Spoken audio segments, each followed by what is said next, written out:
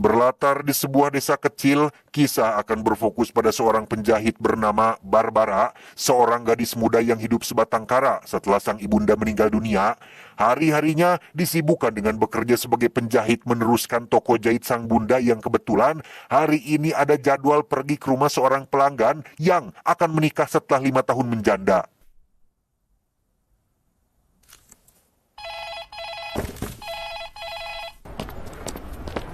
Mengendarai mobil dinasnya yang mungil, Barbara pun berkendara melewati hutan belantara dan jembatan panjang sampai akhirnya tiba di rumah sang pelanggan. Nate. Beliau bernama Grace, seorang janda yang berencana menikah hari ini, di mana Barbara ditunjuk sebagai penjahit utama gaun pernikahannya yang saat Barbara sedang bekerja memasang kancing belakang gaunnya, Grace terus saja nyerocos mengeluhkan Barbara yang telat datang hingga menyuat-nyuat kembali sosok mendiang ibunya yang lebih disiplin dalam bekerja.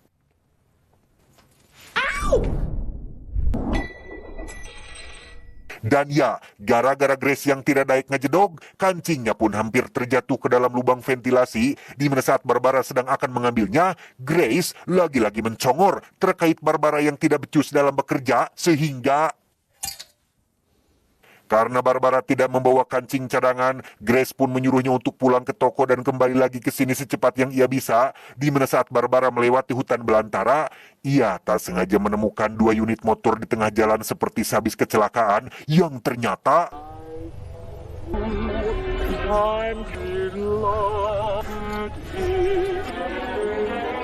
ya, terdapat beberapa bungkus narkoba dan 2 buah pistol yang berserakan. Juga ada 2 pengendara yang ternyata masih hidup dan sedang berjuang memperebutkan 1 buah koper yang isinya kemungkinan adalah uang. Sehingga disinilah Barbara dituntut untuk mengambil satu keputusan yang tepat yang akan menentukan hidupnya untuk kedepannya.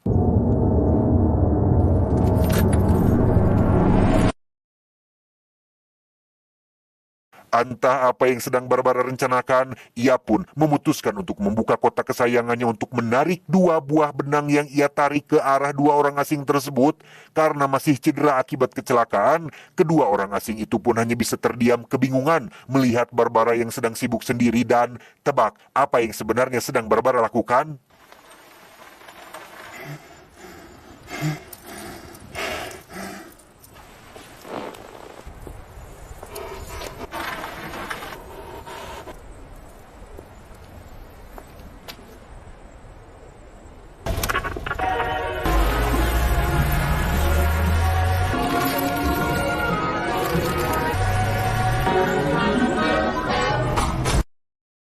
Ya, setelah kedua orang asing itu tewas saling tembak satu sama lain, Barbara pun bisa leluasa mengambil kopernya untuk ia bawa pulang. Dan sampai sini bisa disimpulkan bahwa Barbara adalah seorang gadis penjahit jenius yang punya IQ di atas rata-rata, karena tak mungkin seorang gadis biasa bisa merancang dan memperhitungkan sesuatu dengan sangat akurat seperti tadi.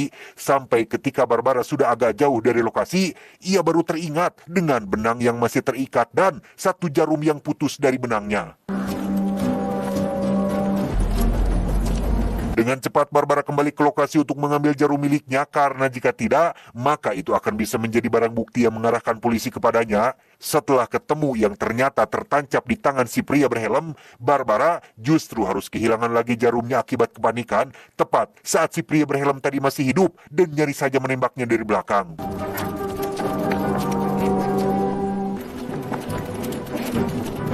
Tak ada pilihan lain, setelah membersihkan lokasi kejadian, Barbara pun membawa si pria berhelm yang masih hidup untuk dibawa pulang dan meninggalkan yang satunya yang sudah mati begitu saja di lokasi, tanpa sadar jika jarumnya masih ada di sana, bengkok akibat terlindas ban mobilnya. Sesampainya di toko alias rumahnya, Barbara pun langsung menyeret si pria berhelm ke dalam untuk diikat menggunakan tali. Barbara menarik si pria berhelm tadi ke lantai atas untuk disembunyikan di sana sampai menemukan cara untuk bagaimana cara melenyapkannya.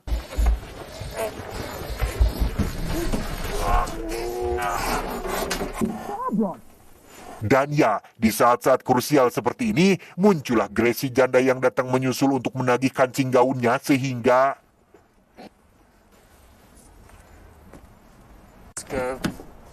Selesai dengan Grace, Barbara pun kembali ke dalam untuk mengurusi si Helm yang nyaris mengambil kopernya, di mana si pria helm ini akhirnya menceritakan kronologi kejadian yang sebenarnya bahwa ia dan pemuda yang mati ditinggalkan di lokasi tadi awalnya sedang melakukan transaksi narkoba. Si Helm pembelinya, si pemuda penjualnya. Si pemuda rupanya berniat culas dengan akan kabur membawa koper berisi uangnya, sehingga si Helm langsung melakukan pengejaran hingga terjadi baku tembak di antara keduanya. Si Helm pun memperingatkan Barbara tentang keputusan yang sudah diambilnya yang malah ikut terlibat dalam masalah ini. Asal tahu saja, ayah dari si pemuda yang mati di lokasi tadi adalah seorang bandar narkoba yang terkenal sangat kejam dan berdarah dingin, sehingga jikalau sampai si ayah datang ke lokasi dan menemukan putranya sudah mati, tidak hanya si pria helm saja yang akan diburu, Barbara juga akan ikut diburu karena sudah ikut andil dalam kematian si pemuda. What is the next move? Barbara punya pilihan untuk kabur tapi tidak sanggup jika harus meninggalkan rumah peninggalan mendiang sang bunda, sehingga untuk menghadapi si bandar yang akan datang, Barbara kembali menggunakan otak jeniusnya untuk melakukan persiapan.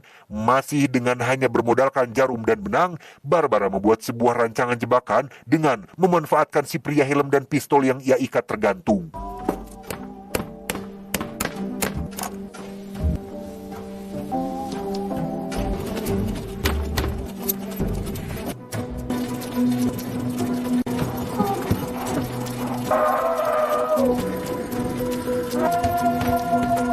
Selesai dengan itu, Barbara langsung bersembunyi di balik meja menunggu seseorang yang akan datang dan...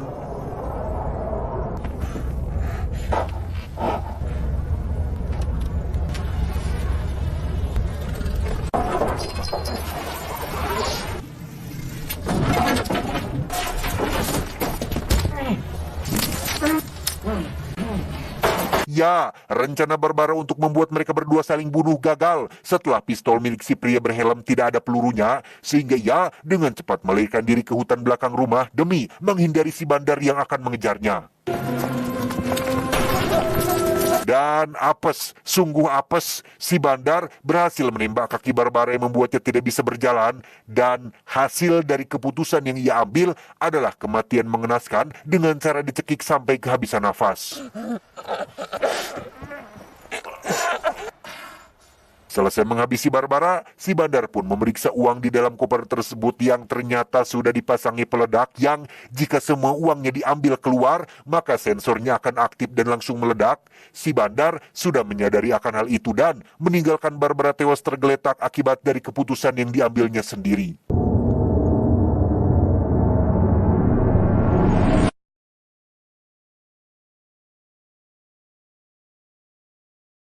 Dan waktu pun mundur ke belakang ketika pas si Barbara sedang masih berpikir tentang keputusan yang akan diambilnya. Di part atau di bagian kedua ini, kita akan melihat Barbara mengambil opsi kedua, yaitu melaporkan kejadian tersebut kepada pihak kepolisian. Okay.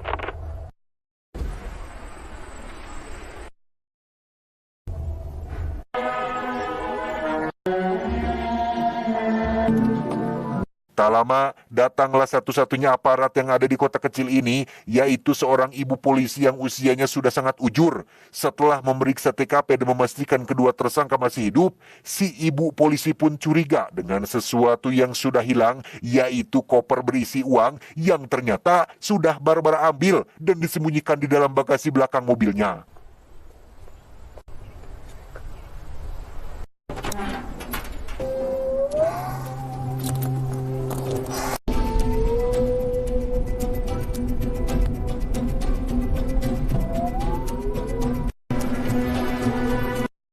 Alhasil, disinilah Barbara sekarang diborgol di kantor polisi bersama dengan dua tersangka yang tidak ia kenal. Saat ibu polisi bertanya tentang apa yang sebenarnya terjadi, wahai guys, si pemuda pun menjawab bahwa itu sama sekali tidak penting. Yang terpenting sekarang adalah mereka semua harus secepatnya pergi dari sana sebelum ayahnya yang kejam datang ke sana. Paced yourself. Scared of him. Bukannya mengindahkan peringatan si pemuda, ibu polisi justru malah lebih mementingkan pernikahan Grace, si janda dan calonnya yang ternyata digelar tepat di ruangan sebelah. Selain jadi aparat, si ibu juga terkadang nyambi sebagai lebe alias penghulu yang sering menikahkan warganya yang ingin kawin. We're reminded of this when true people sanctity of marriage. Menyadari dirinya tidak akan selamat, Barbara pun mulai mencari cara untuk bisa kabur sampai ketika ia melihat kunci borgol yang diletakkan di atas meja. Disitulah otak jeniusnya mulai jalan dan mengajak si Helm untuk bekerja sama meraih kunci borgol itu dari atas meja. Off your belt What? and your shoelaces. Masih dengan bermodalkan benang dan jarum dan selembar kertas yang ada di dalam kotak, Barbara membuat semacam sumpit yang ia rakit sendiri. Sementara si pria berhelm, Barbara menyuruhnya untuk melepaskan sabuk celana dan tali sepatunya untuk dilemparkan ke dekat kunci tersebut.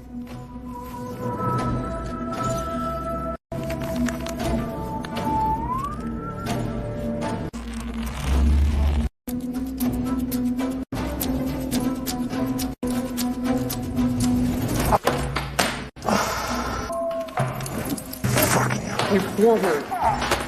It has to be higher. Setelah berkali-kali mencoba, si pria helm akhirnya berhasil melemparkan sabuknya ke dekat kunci. Kini, giliran Barbara yang harus menyupitkan jarum tepat sasaran, yang ketika dia sudah berhasil, si pria helm hanya perlu menariknya untuk mendapatkan kunci borgol tersebut. Carefully. Very gently.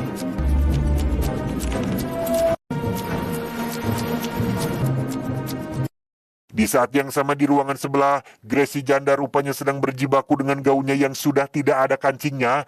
Ia menggunakan sebuah peniti yang sudah terlepas dan harus kesakitan oleh tusukan peniti tersebut. Alhasil, Grace pun amuk-amukan sendiri akibat kesakitan oleh penitinya. Karena Grace ingin segala sesuatunya sempurna, ibu polisi pun teringat dengan Barbara yang ada di ruangan sebelah sehingga... My dear.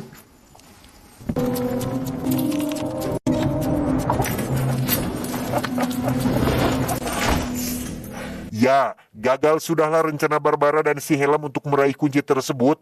Barbara justru diminta untuk pergi ke ruangan sebelah memasang kancing untuk si Grace, yang setelah itu semua sudah selesai, Barbara pun dikembalikan ke tempat duduknya dengan kunci borgol yang kali ini diletakkan di atas gantungan baju.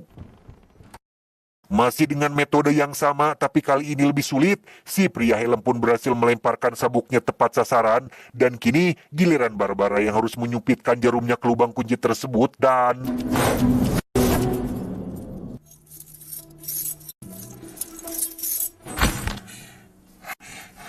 Ya, si pria helm akhirnya berhasil mendapatkan kunci tersebut, namun di luar dugaan, ia melanggar kesepakatan dengan memilih kabur membawa koper itu sendirian dan melemparkan kunci borgolnya ke sisi yang tidak terlihat. Fuck you! Tak pantang menyerah, Barbara pun punya rencana lain untuk kabur, yaitu menggunakan kabel kamera CCTV yang ada di dekatnya. Kabel itu dicabut lalu diambil bagian kawatnya, yang masih dengan jarum dan benang. Barbara berencana untuk mengaliri kabel itu dengan listrik dan...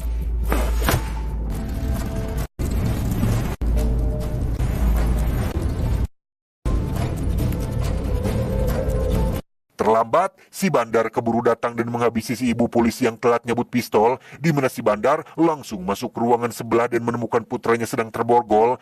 Ketika si Bandar akan menghabisi nyawa Barbara, muncullah si ibu polisi yang ternyata masih hidup, yang setelah saling memberikan kode satu sama lain, si ibu polisi dengan cepat memasukkan kabel CCTV ke dalam colokan sehingga... Nahas, Barbara pun tewas setelah terkena beberapa tembakan yang menjadikannya sebagai satu-satunya korban atau orang yang mati pada bagian kedua ini. Si Bandar hanya pingsan akibat kesetrum, si ibu polisi hanya mengalami cedera ringan karena mengenakan rompi anti peluru, si pria helm kabur dengan kopernya, si pemuda hanya bisa olhok meratapi nasibnya, Grace dan calon suami pun hanya menunjukkan rasa prihatin tanpa bisa berbuat apa-apa.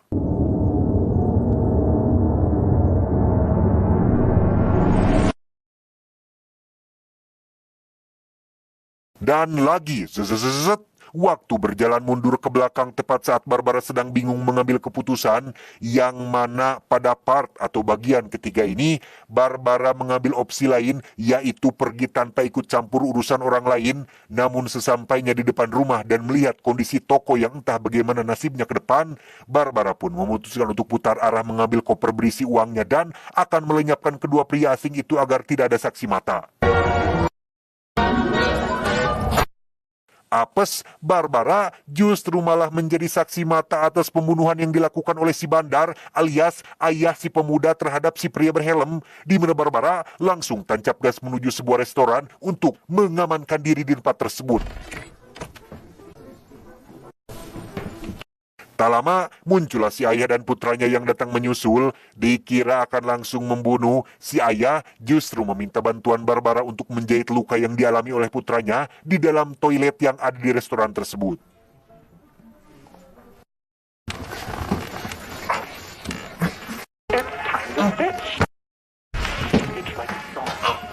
Selama Barbara menjahit lukanya, si pemuda pun bercerita tentang sosok sang ayah yang kejam dan tidak hanya kepada orang lain kejamnya, tapi juga kepada putranya sendiri.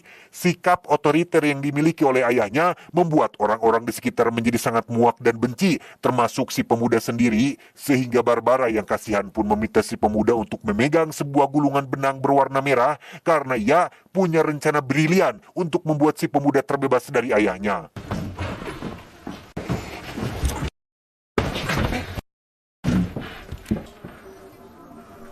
Entah apa yang sedang Barbara rencanakan kali ini, ia perlahan menarik benang merah yang ada di tangan si pemuda untuk dililitkan pada pistol yang terdapat pada tas si ayahnya, di mana selanjutnya Barbara mengeluarkan benang berwarna biru untuk ia tarik ke berbagai titik dengan cara memutar musik dan berjoget sebagai pengalih perhatiannya.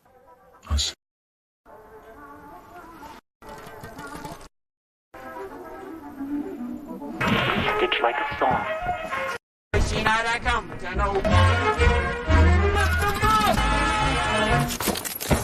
Selesai dengan itu, Barbara pun memberikan gulungan benang berwarna biru kepada si pemuda. Jadi sekarang si pemuda memegang dua gulungan di tangan kiri dan kanannya.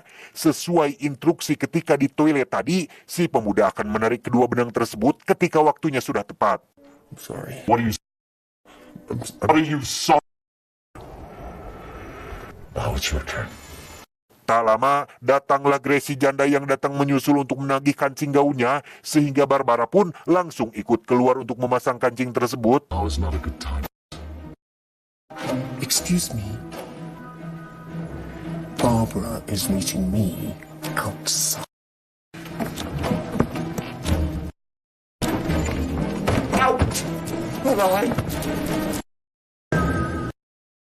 Disinilah si ayah mulai menunjukkan sikap otoriternya dengan memaksa si pemuda untuk mengambil keputusan berat antara harus membunuh Barbara dengan tangannya sendiri atau membunuh dirinya sendiri dengan pisau. Dan tebak apa yang si pemuda lakukan?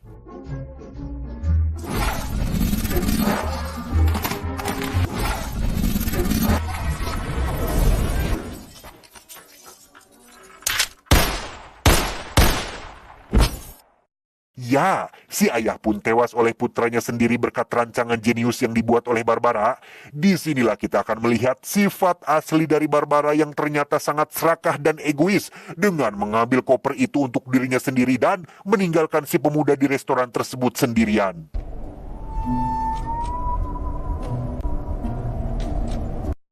Dengan cepat si pemuda pun berusaha keras untuk mengejarnya, namun karena kakinya masih terluka dan pengkor, ia pun harus kokosehan hanya untuk bisa menaiki sebuah mobil. Di saat yang sama, Barbara terlihat sudah sampai di rumahnya yang tepat saat ia sedang mengambil satu persatu gepukan uang dari dalam koper tersebut. Tiba-tiba, ya, seperti yang kita semua tahu, koper itu dilengkapi dengan peledak yang ada alat sensornya. Fakta menarik lainnya adalah si pemuda mengejar bukan karena koper tersebut, melainkan ingin memperingatkan Barbara tentang peledak yang ada di dalamnya. Opsi ketiga yang Barbara ambil kembali membuatnya tewas secara mengenaskan, sehingga harus biji mana atuh aku teh?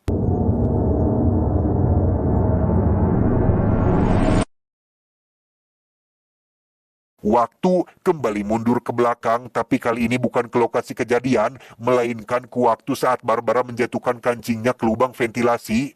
Sadar bahwa mengikuti emosi sesaat hanya akan menjerumuskannya ke dalam masalah yang lebih besar, Barbara pun tidak jadi menjatuhkan kancing tersebut ke dalam ventilasi, sehingga ia tidak perlu pulang untuk mengambil kancing cadangannya yang secara otomatis ia tidak akan pernah bertemu dengan si helm dan si pemuda. Saat menemui persimpangan, Barbara pun dicegat oleh si bandar yang hanya ingin tanya jalan. Sempat deg-degan karena dikira akan dibunuh, si ayah alias si bandar ternyata hanya ingin memberikan 3 gepok uang sebagai imbalan tutup mulut atas jalan yang sudah Barbara tunjukkan barusan. Choices. Choices. Pada akhirnya, film ini mengajarkan kita semua tentang pentingnya mengambil suatu keputusan meskipun itu adalah keputusan yang kecil.